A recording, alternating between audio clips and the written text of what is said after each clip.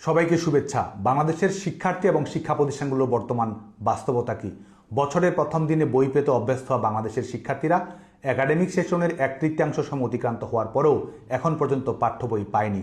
Department of mob জাস্টিসের কাছে অলিখিতভাবে প্রত্যেকটি ক্ষেত্রে আত্মসমর্পণ করা অবৈধ সরকার এইচএসসি পরীক্ষা পর্যন্ত নিতে ব্যর্থ হয়েছে। আর সরকারি চাকরিরই বা কী অবস্থা? মেধাভিত্তিক নিয়োগ প্রক্রিয়ার জায়গায় এসেছে সুপারিশ ভিত্তিক নিয়োগ প্রক্রিয়া।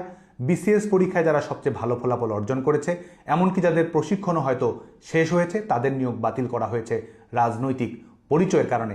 বাংলাদেশে 5% সরকারি চাকরিতে যায়, বাকি 95 জনকেই বেসরকারি শিল্প এবং সেবা খাতে যেতে হয়। বর্তমানে বাংলাদেশের কলকারখানার পরিবেশ সম্পূর্ণ বিপর্যস্ত। দেশি বিদেশি বিনিয়োগ নেই, ব্যবসা বাণিজ্যের পরিবেশ নেই। তার মানে বাংলাদেশের অধিকাংশ তরুণ তরুণীদের লেখাপড়া শেষ করে বাধ্যতামূলক বেকার হওয়ার দিকে ধাবিত হতে হবে। কয়েক হাজার শিক্ষার্থীর সার্টিফিকেট বাতিল করা হয়েছে, বিভিন্ন মেয়াদী শাস্তির আওতায় নিয়ে আসা হয়েছে।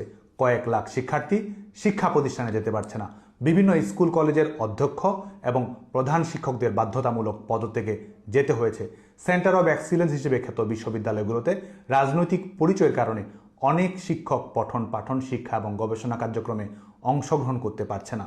অপরদিকে যারা মায়ের কোল খালি করেছে, তারাই ইনডেমনিটি ঘোষণা করেছে নিজেদেরকে। তারা নিজেদেরকে স্বঘোষিত উপদেষ্টা হিসেবে নিয়োগপ্রাপ্ত করেছে। কয়েক হাজার টাকার টিউশনি আজকে কয়েক শত কোটি টাকার নিয়োগ বাণিজ্যে পরিণত হয়েছে। মেধা না কোটা আজকে সুপারিশ বাস্তবতায় পরিণত হয়েছে।